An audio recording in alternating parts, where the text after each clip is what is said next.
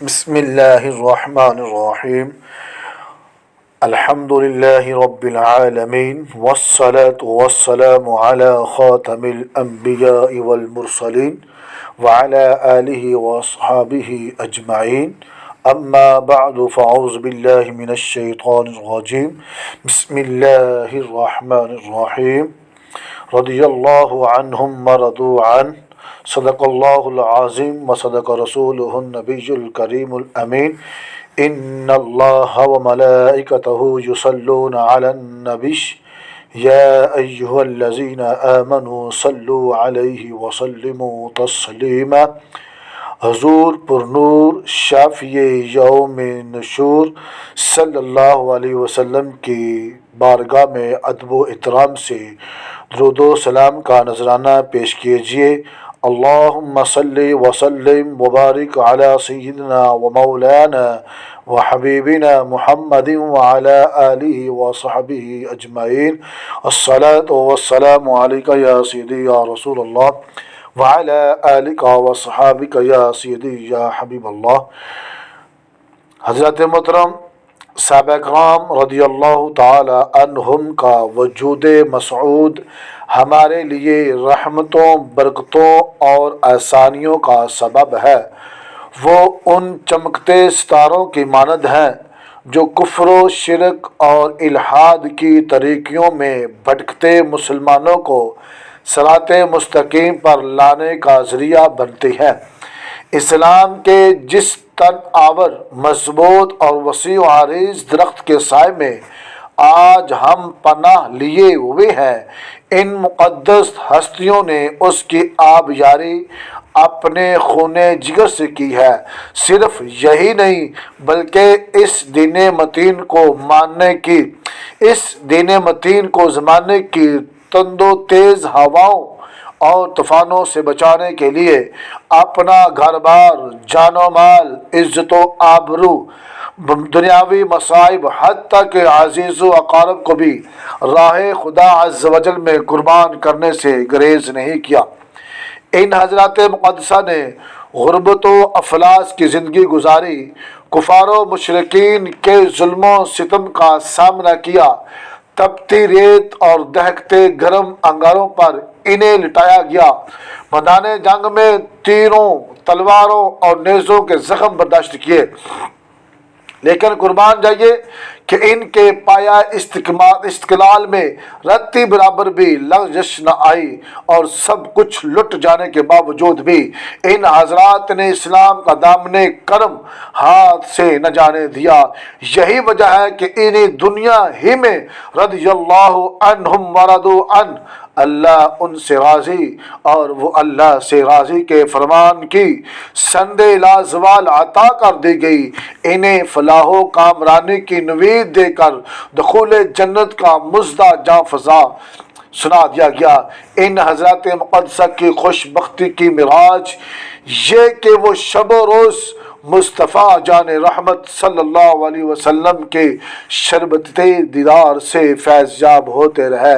ان کی صحبت بابرکت میں اٹھتے بیٹھتے رہے۔ یہ وہ خوش نصیب لوگ ہیں جنہوں نے اپنی آنکھوں سے قرآن کریم نازل ہوتے دیکھا، رسول اللہ صلی اللہ علیہ وسلم کے فرامین کو اپنے کانوں سے براہ راست سنا اور سن کر یاد کر لیا، تاکہ بلغوا انی ولو آیا، پہنچا دو میری طرف سے اگرچہ ایک ہی آیت کے مصداق ٹھہر سکیں۔ دین اسلام کی تمام تر تعلیمات و احکام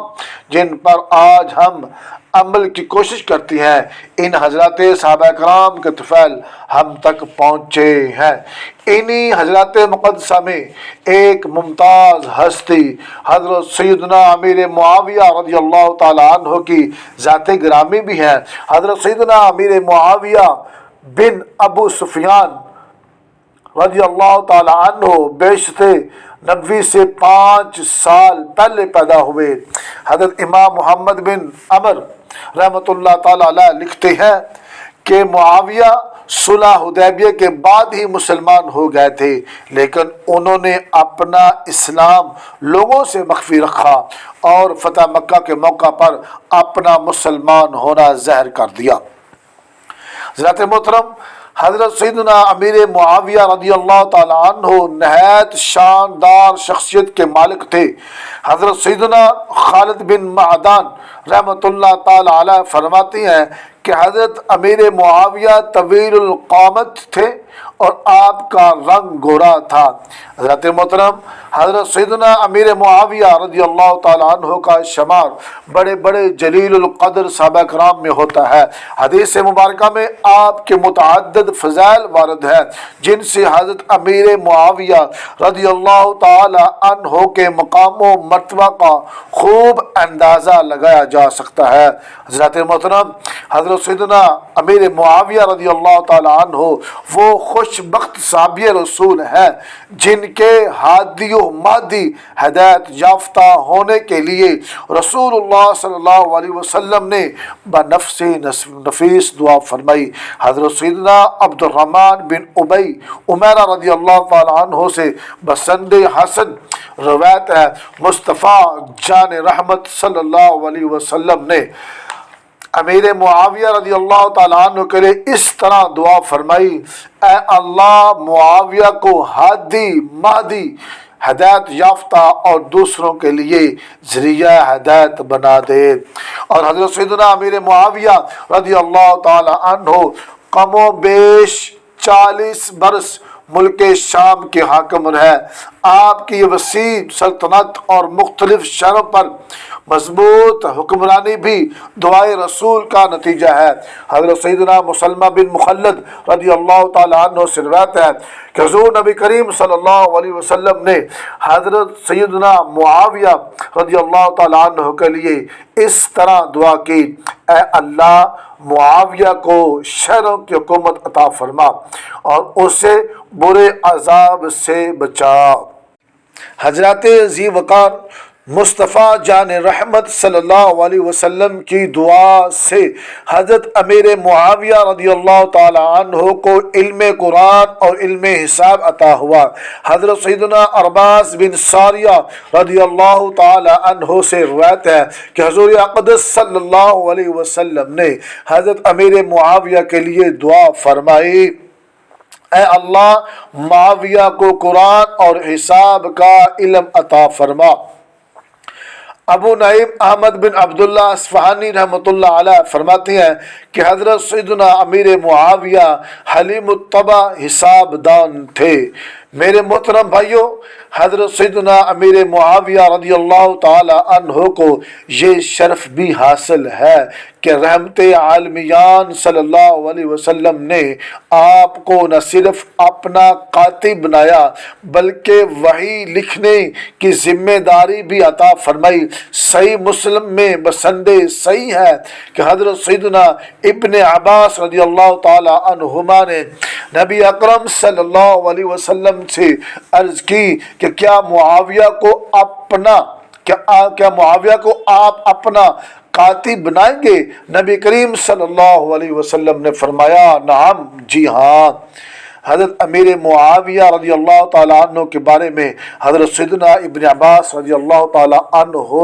ہی سے ایک اور روایت میں ہے وَقَانَ يَكْتُبُ الْوَحْيَ، امیر معاویہ کاتب وحی تھے۔ حضرت سیدنا ابن عباس رضی اللہ تعالیٰ عنہ کے اس قول کے بارے میں امام ذہبی فرماتے ہیں کہ حضرت ابن عباس سے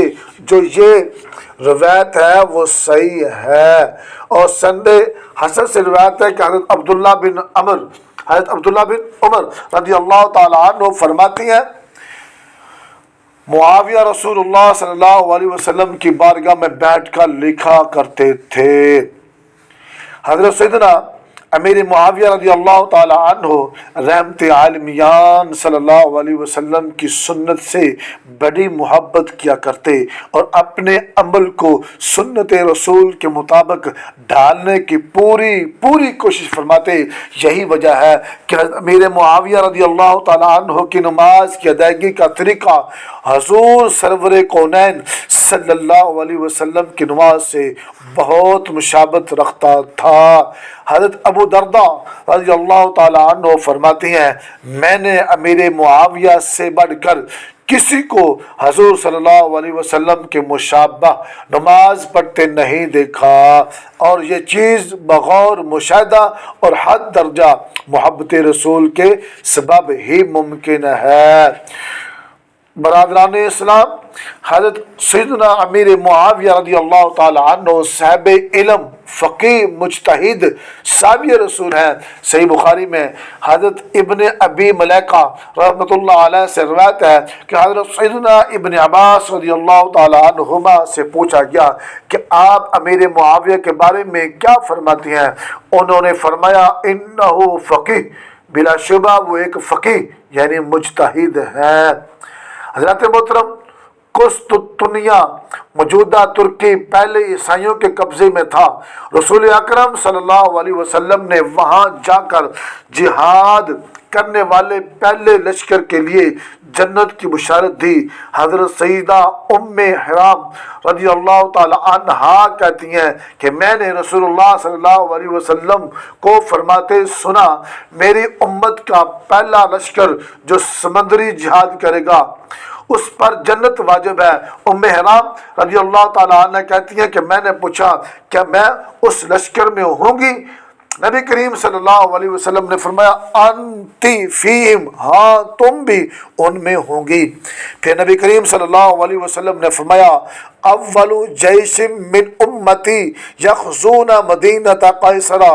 مغفور اللہم، میری امت کا وہ گروہ جو سب سے پہلے شہر قیصر جا کر جہاد کرے گا ان کی بخشش کر دی جائے گی۔ میں نے پوچھا کیا میں اس گروہ میں ہوں گی؟ فرمایا لا نہیں۔ اور صحیح بخاری کی روایت میں ہے حضرت سیدہ ام حرام رضی اللہ تعالی عنہا اپنے شوہر حضرت سیدنا عبادہ بن صامت رضی اللہ تعالی عنہ کے ساتھ جہاد کے لیے نکلی، اور یہ وہ پہلا لشکر تھا جو حضرت امیر معاویہ رضی اللہ تعالیٰ عنہ کے حکم سے شہر قیصر قسطنطنیہ موجودہ ترکی استنبول کی طرف جہاد کے لیے نکلا تھا۔ حضرت گرامی قدر، صحابیات ایک ایسا شرف ہے کہ بڑے سے بڑا تابعی بزرگ بھی کسی عام صحابی رسول کے مقام و مرتبہ کو نہیں پہنچ سکتا۔ مشہور محدث حضرت عبداللہ بن مبارک رضی اللہ تعالی عنہ سے سوال ہوا، کسی نے پوچھا کہ حضرت معاویہ اور حضرت عمر بن عبدالعزیز رضی اللہ تعالی عنہ میں سے افضل کون ہے؟ آپ نے ارشاد فرمایا رسول اللہ صلی اللہ علیہ وسلم کی رفاقت میں حضرت امیر معاویہ رضی اللہ تعالی عنہ کے گھوڑے کی ناک میں جو غبار داخل ہوا وہ بھی عمر بن عبدالعزیز جیسے حضرات گرامی سے افضل ہے، کیونکہ امیر معاویہ صحابی رسول ہیں، انہوں نے رسول اللہ صلی اللہ علیہ وسلم کے پیچھے نمازیں ادا کی ہیں، اس سے بڑھ کر اور کیا بزرگی ہو سکتی ہے؟ عزیزان ایمان، حضرت سیدنا امیر معاویہ رضی اللہ تعالی عنہ اہل بیت اطہار سے انتہائی والیانہ محبت و عقیدت کے جذبات رکھتے تھے اور ان کی تعظیم و توقیر میں کوئی کسر اٹھا نہ رکھتے۔ اہل بیت کرام سے ان کی محبت کا یہ عالم تھا کہ امام ابو بکر محمد بن حسین اجری رحمۃ اللہ تعالی علیہ نے اپنی کتاب عشریہ میں اس پر ایک مستقل باب باندھا اور اس کا نام رکھا اہل بیت رسول صلی اللہ علیہ وسلم کی تعظیم و تکریم میں حضرت امیر معاویہ کے طرز عمل کا بیان۔ صرف یہی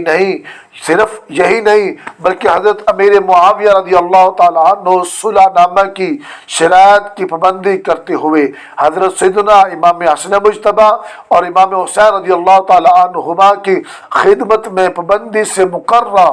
وظیفہ بھی پیش کیا کرتے۔ حضرت جعفر بن محمد رحمۃ اللہ علیہ اپنے والد سے بیان کرتے ہیں حضرت سیدنا امام حسن اور حضرت امام حسین رضی اللہ تعالی عنہما حضرت امیر معاویہ کی طرف سے ملنے والا وظیفہ قبول فرمایا کرتے تھے۔ حضرت امام شعبی رحمۃ اللہ علیہ فرماتے ہیں کہ حضرت سیدنا امام حسین رضی اللہ تعالی عنہ زکوان نامی اپنے ایک غلام کے ہمراہ حضرت امیر معاویہ رضی اللہ تعالیٰ عنہ کے پاس تشریف لے گئے۔ اس وقت امیر معاویہ کے پاس قریش کا ایک وفد موجود تھا جس میں حضرت سیدنا عبداللہ بن زبیر رضی اللہ تعالیٰ عنہ بھی تھے۔ حضرت امیر معاویہ نے انتہائی محبت اور خوش دلی سے حضرت سیدنا امام حسین رضی اللہ تعالیٰ عنہ کا استقبال کیا اور انہیں اپنی نشست یعنی اپنی جگہ پر بٹھایا۔ حضرت امام زہری رحمۃ اللہ تعالیٰ علیہ سے روایت ہے کہ حضرت سیدنا علی رضی اللہ تعالیٰ عنہ جب شہید کر دیے گئے تو حضرت سیدنا امام حسن رضی اللہ تعالیٰ عنہ حضرت امیر معاویہ کے پاس آئے۔ حضرت امیر معاویہ نے ان سے کہا آپ کی والدہ قرشی ہے اور یزید کی ماں بنت قلبسی ہے، یہی بات یزید پر آپ کی فضیلت کے لیے کافی تھی، حالانکہ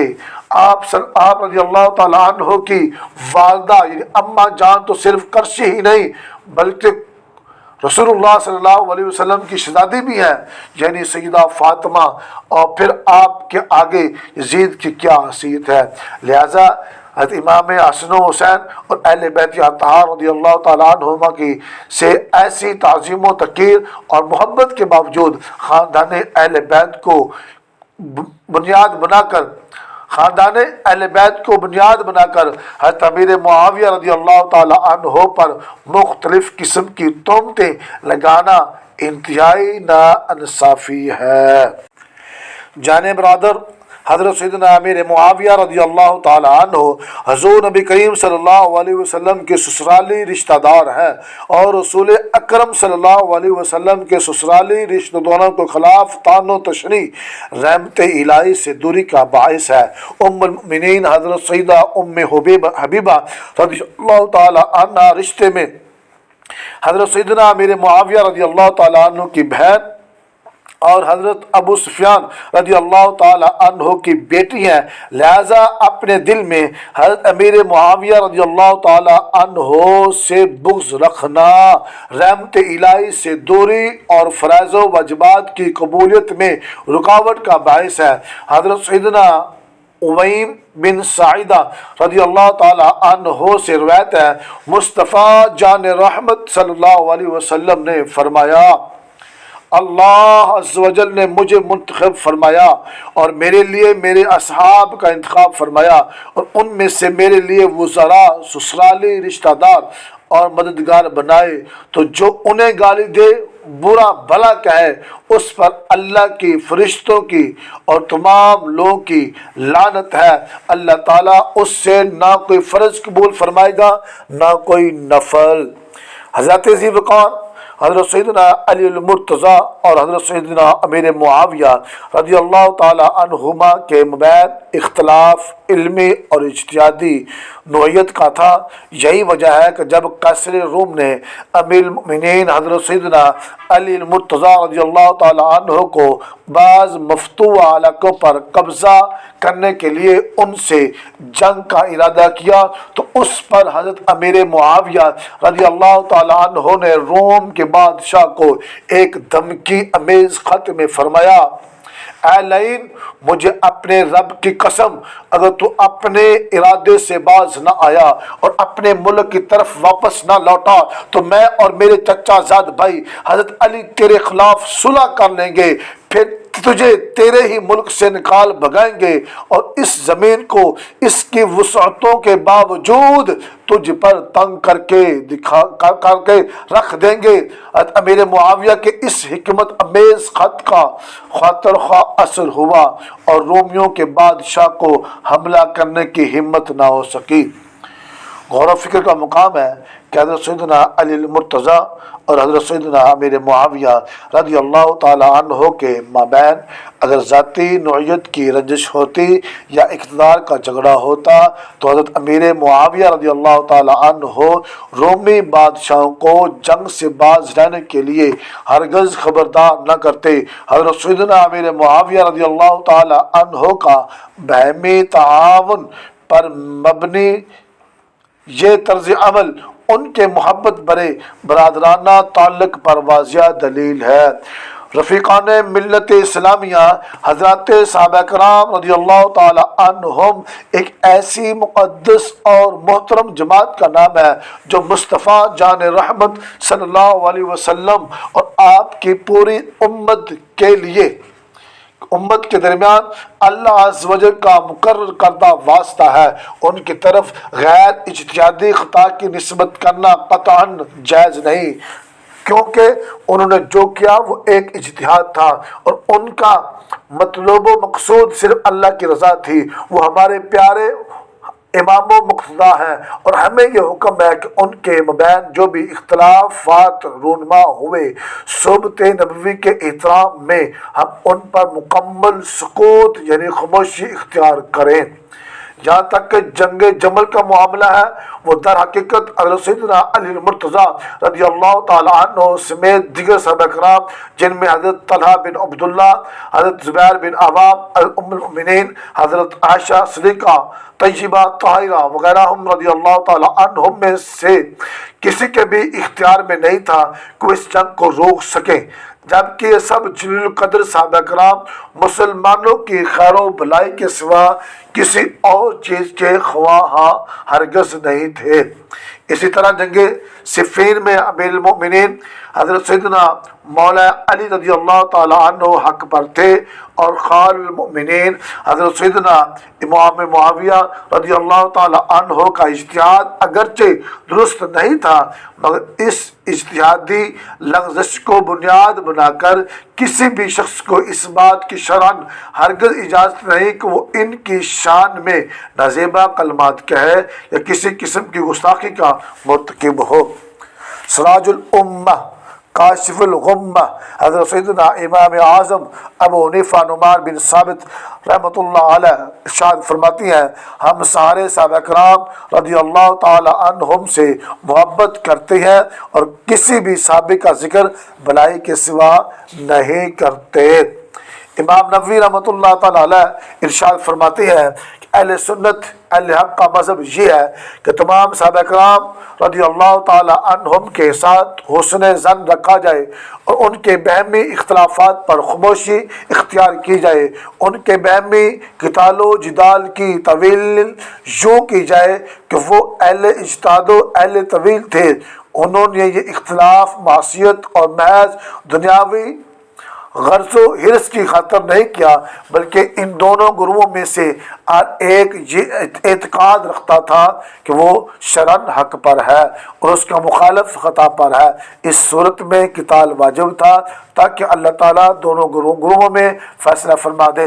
ان میں سے بعض اپنے اجتہاد میں حق پر تھے اور بعض خطا پر، لیکن جو خطا پر تھے وہ بھی معذور شرعی تھے، کیونکہ مجتہد سے جب بھول چوک سرزد ہو تب بھی اسے مجرم نہیں ٹھہرایا جاتا۔ ہاں اتنی بات ضرور ہے کہ ان جنگوں اور لڑائیوں میں حضرت سیدنا علی رضی اللہ تعالیٰ عنہ کا اجتہاد مصیب درست اور حق پر مبنی تھا اور یہی اہل سنت کا مذہب ہے۔